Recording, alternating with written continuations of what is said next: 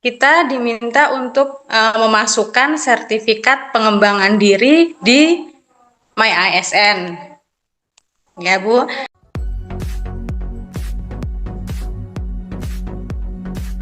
Pencantuman gelar bagi rekan-rekan P3K. Apakah pencantuman gelar ini kemudian akan berpengaruh terhadap pangkat dan golongan, kemudian yang bermuara pada penghasilan yang diterima oleh rekan-rekan P3K? Taspen. Cara pengurusan bagi kami P3K untuk Taspen itu bagaimana Ibu? Karena kalau melihat kan setiap bulan secara di gaji kami itu terpotong secara otomatis. Tapi kami diminta untuk mengajukan pengurusan Taspen. Mohon penjelasannya Ibu. Terima kasih. Di sini kan seandainya kalau pegawai dengan perjanjian kontrak ini ingin mengalihkan status ke PNS. Jadi kalau dia mau, kalau seandainya ada penerimaan CPNS terus dia mau ikut, apakah dia harus berhenti dulu dari P3K baru dia bisa mengikuti tes CPNS itu, atau bagaimana Kak? Bagaimana mekanisme untuk penyesuaian gelar ya? Penyesuaian gelar berpengaruh terhadap kenaikan pangkat dan gaji terhadap seorang P3K, begitu ya. Sampai saat ini terkait dengan usul kenaikan pangkat bagi P3K belum ada regulasi baru. Tetapi khusus untuk pencantuman gelar itu otomatis pasti akan berpengaruh terhadap gaji sesuai dengan golongan, di mana kalau pengangkatan P3K dengan pendidikan SMA itu otomatis dia masuk di kelas golongan 5. Kemudian kalau dia diajukan pencantuman gelar ke pendidikan S1, maka dia akan masuk di golongan 9, dan itu akan penyesuaian gajinya kembali sesuai dengan daftar gaji peraturan yang ada. Kalau untuk khusus untuk usul kenaikan pangkat sampai saat ini belum ada ketentuan untuk kenaikan pangkatnya. Untuk P3K mau diangkat menjadi CPNS, apakah prosedurnya bagaimana?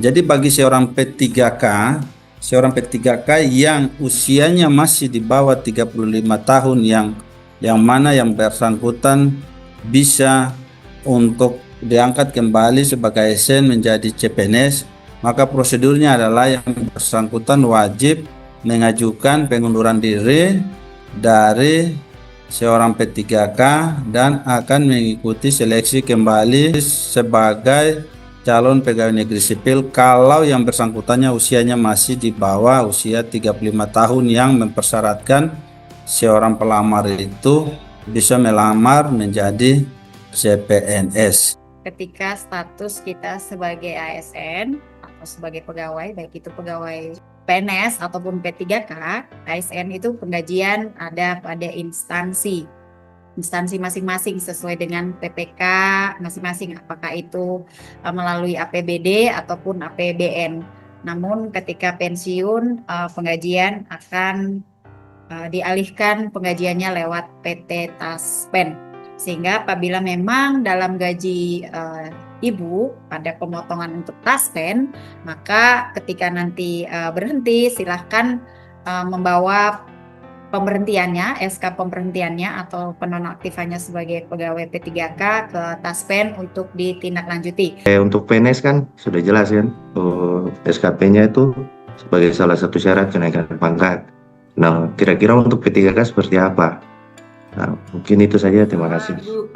Apakah kalau seandainya dia P3K ini dia sampai dia S1 terus kemudian dia ambil S2. Terus karena dia sudah S2, bisa tidak kalau kita usulkan dia untuk menduduki jabatan misalnya eselon 4 seperti itu, ataukah dia mengikuti diklat khusus terkait keuangan, terus kita bisa enggak kita usulkan dia sebagai bendahara, karena mereka ini kan SK-nya yang diterbitkan itu 5 tahun Bu, bukan seperti kita PNS yang 1 kali SK selamanya. Terus kemudian Bu, kalau tadi terkait dengan Taspen yang sudah ditanya dari teman dari MLP, berarti teman-teman P3K ini setelah berhenti mereka tidak dikasih seperti kita pegawai negeri pensiun gitu Kak Ibu? Nah, kemarin ada kita ikutin update tentang dari Komisi 10 ya Bu ya, tentang rapat pengalian yang aspirasi dari PGRI untuk guru dan kesehatan itu mau dialihkan ke PNS, atau apakah cuman guru dengan kesehatan, semua instansi yang P3K yang mau dialihkan ke PNS itu wacana. Apakah dari pihak pemerintah sudah ada update-nya tentang pengalian ini, atau apa cuma isu-isu belaka? Ketiga, terkait dengan P3K. Kalau PNS kan boleh Bu ya, pindah tugas. Nah, kalau suami istri dua-duanya P3K, terus mengajukan dan beda provinsi Bu penempatannya, apakah bisa diajukan pindah ikut suami atau ikut istri atau bagaimana? Di kita di sini jarak antara satu kecamatan dengan kecamatan itu jauh. Nah, bisa tidakkah mereka ini dipindahkan atau dimutasikan ke distrik-distrik yang memang di mana mereka berdomisili atau mereka tinggal? Pertanyaan pertama tadi terkait kinerja ya Bapak Ibu, mungkin perlu kami luruskan terlebih dahulu. Jadi untuk kinerja bagi ASN baik PNS maupun P3K, untuk PNS itu tidak hanya semata-mata digunakan untuk layanan kenaikan pangkat, tetapi ada 9 komponen mengapa pegawai PNS itu wajib mengisi kinerja. Di antaranya ada sanksi, ada penghargaan, ada pemberian pengembangan kompetensi, manajemen talenta, dan disiplin, dan sebagainya ya Bapak Ibu. Begitu juga dengan P3K, tadi di slide saya di awal ada ketentuan mengapa P3K itu wajib mengisi kinerja atau mengisi kinerjanya, melaporkan kinerja pada aplikasi e-kinerja, yaitu diantaranya adalah untuk pemberian tunjangan apabila daerah atau instansi itu memiliki pembayaran tunjangan kinerja.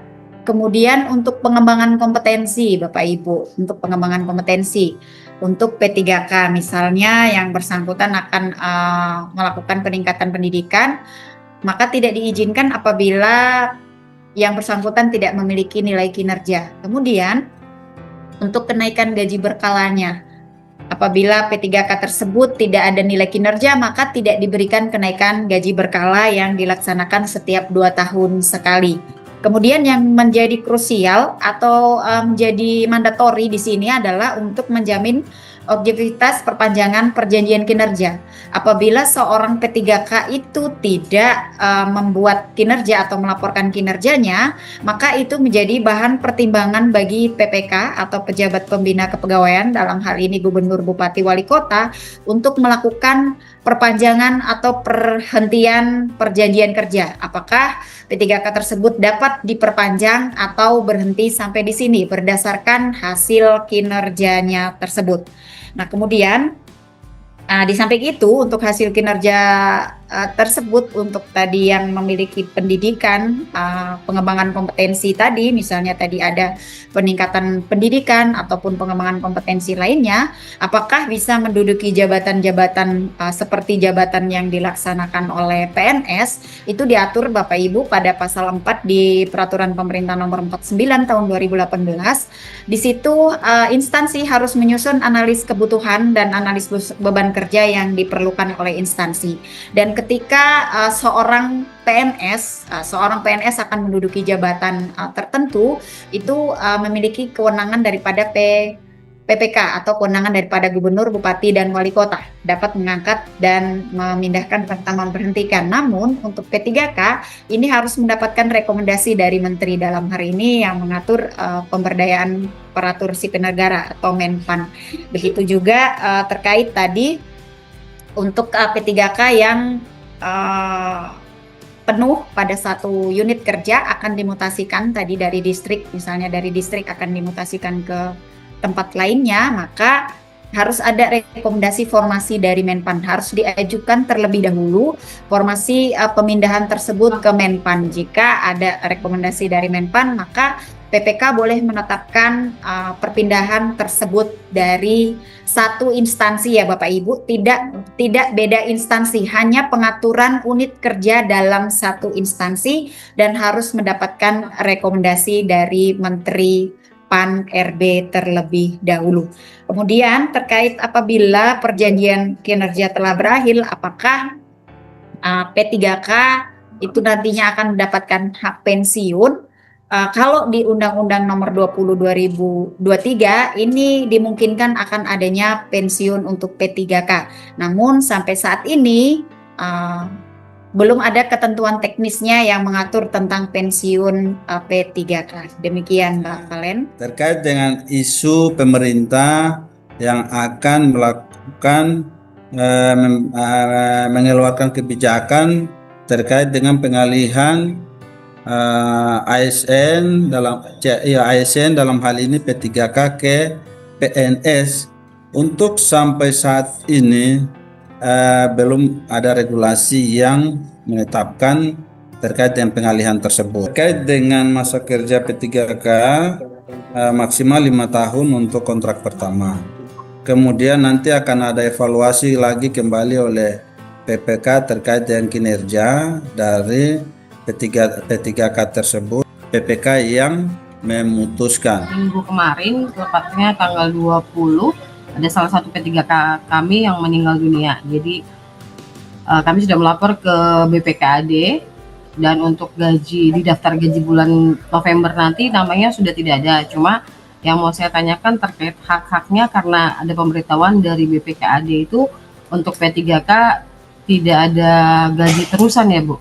Tapi kalau untuk uang duka kami disarankan untuk berkoordinasi dengan Taspen. Jadi yang saya tanyakan hak-haknya P3K itu pada saat dia masih dalam masa kontrak, kan 5 tahun nih, dari 2024 kemarin, berarti masih 5 tahun sampai 2029 ya. Nah, cuma minggu kemarin meninggal, terus hak-haknya yang bisa diterima oleh yang bersangkutan itu apa saja. Kemudian yang kedua terkait gaji berkala, apakah itu sudah otomatis bisa kita hitung dari TMT awal pada saat dia pengangkatan dan memperoleh NIP sebagai P3K atau bagaimana Bu? Kita diminta untuk memasukkan sertifikat pengembangan diri di MyASN. Ya Bu, mohon maaf karena tadi saya kurang menyimak. Yang saya mau tanyakan di sini sertifikat pengembangan diri ini apakah boleh sertifikat yang kita dapatkan melalui kegiatan KKG ataupun melalui kegiatan yang ada di sekolah, contohnya mungkin sekolah melakukan kegiatan workshop dan sebagainya, kemudian kita mendapatkan sertifikat, apakah sertifikat itu boleh diunggah di MyASN. Kemudian tadi disampaikan bahwa untuk kita harus memenuhi 24 JP. Nah, yang saya mau tanyakan itu 24 JP itu dalam jangka waktu berapa lama ya Ibu? Apakah kita harus memenuhi 24 JP dalam waktu 1 tahun atau bagaimana? Terima kasih Ibu. Dalam P3K untuk mengembangkan kompetensinya, ini Bapak Ibu bisa mengembangkan melalui kegiatan seperti saat ini ya. Ada kegiatan webinar ataupun sosialisasi atau BIMTEK yang dimana itu mendukung pekerjaan dari Bapak Ibu sekalian ya. Tahun ini tahun 2025 itu untuk sertifikat yang diupload itu adalah 1 tahun terakhir ya, jadi tahun 2024. Nah, kalau Bapak Ibu punya sertifikat tahun 2024, silakan Bapak Ibu upload di MyASN. Tadi sudah sempat diputarkan oleh Mbak Nadia, mungkin nanti kalau masih ada waktu Mbak Valen mungkin mungkin diulang lagi ya untuk pemutaran videonya ya, supaya Bapak Ibu bisa menyimak lagi dengan baik bagaimana cara penguploadannya. Jadi yang diupload adalah tahun 2024 ya. Tahun 2024 maka akan muncul penilaiannya di tahun 2025. Jadi kalau Bapak Ibu ikutnya di tahun 2025 itu nggak apa-apa, Bapak Ibu silahkan upload saja, tapi untuk nilai tersebut itu akan dinilai di tahun 2026 ya. Kalau kemarin Bapak Ibu 2024 ada, silakan diupload sebelum batas waktu yang ditentukan dalam penutupan untuk peningkatan kompetensi ya. Jadi ini ada batas waktu ya untuk penguploadannya. Jadi mohon kalau Bapak Ibu yang tahun 2024 ada, silakan diupload. Jadi untuk 1 tahun ini tadi sudah disampaikan Ibu Valen bahwa untuk P3K adalah 24 JP ya, 24 JP dalam 1 tahun. Jadi Bapak Ibu, sertifikat Bapak Ibu itu biasa ada tertulis jamnya, jam JP-nya itu silakan dimasukkan. Ada P3K yang meninggal dunia, itu bagaimana terkait hak-haknya untuk pegawai yang meninggal dunia tersebut? Terkait dengan pemutusan hubungan kerja, otomatis ketika pegawai P3K tersebut meninggal dunia, maka secara administrasi ataupun secara status kepegawaian, maka status pegawai P3-nya berhenti. Kemudian untuk hak-hak yang diperoleh ini dimuat di dalam perjanjian kinerjanya, perjanjian kerjanya ya. Ketika di dalam perjanjian kerjanya itu PPK menetapkan hak-hak kepegawaian apabila terjadi pemutusan perjanjian kerja, maka yang bersangkutan akan dimintakan untuk hak-hak sesuai dengan kepegawaian yang ditetapkan dalam perjanjian kerjanya. Kemudian tadi sudah disampaikan juga sesuai dengan Undang-Undang 20 maka ada kemungkinan untuk pensiun bagi P3K. Namun sampai saat ini regulasi teknis terkait dengan bagaimana pemberian atau mekanisme pemberian pensiun P3K memang saat ini memang belum tersedia. Apakah sudah ada edaran yang menyatakan P3K bisa melanjutkan kuliah lagi sebagai bentuk peningkatan pengembangan kompetensi? Dalam Undang-Undang ASN tahun 2023 khususnya pasal 21 ayat 2 bagian F, di situ menyebutkan bahwa ASN berhak atas pengembangan diri ya.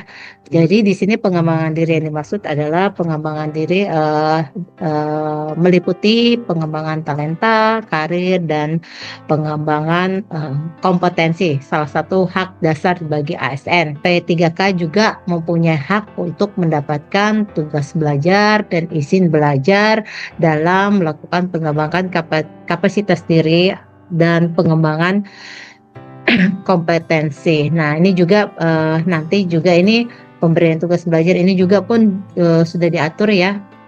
Tugas belajar dan izin belajar bagi P3K ini juga sudah diatur lewat surat edaran Kementerian Pan-RB itu nomor 4 tahun 2013 tentang pemberian tugas belajar dan izin belajar bagi ASN, di mana surat edaran tersebut itu mengatur terkait pemberian tugas belajar dan izin belajar. Jadi masih mengacu pada surat edaran Kementerian Pan-RB ya. Jadi Bapak Ibu sekalian, untuk P3K wajib ya mengisi kinerja masing-masing, karena ini menjadi pertanyaan bagi Bapak Ibu sekalian. P3K apakah wajib? Dan sesuai dengan PP 30 bahwa setiap ASN itu wajib melaporkan kinerjanya masing-masing, dan pengelola kepegawaian atasan langsung wajib memantau pelaporan kinerjanya, karena kinerja P3K ini berdampak terhadap lainnya. Tadi seperti disampaikan oleh Pak Matan bahwa untuk perpanjangan P3K juga bisa berdasarkan nilai kinerja. Kemudian dari Ibu Evita terkait disiplin juga, P3K yang tidak mengisi kinerja bisa juga dikenai hukuman disiplin atau pemutusan hubungan kerja. Kemudian kinerja juga berdampak terhadap kompetensi Bapak Ibu sekalian. Tadi sudah disampaikan dan ada video tutorialnya juga. Ketika Bapak Ibu setiap P3K baik jabatan nakes maupun tenaga pendidikan yang memiliki sertifikat dan memiliki jam jumlah pelajarannya, maka silakan diunggah pada My ASN masing-masing. Di situ menjadi nilai pengembangan diri Bapak Ibu sekalian dan minimal 24 jam pelajaran dalam 1 tahun.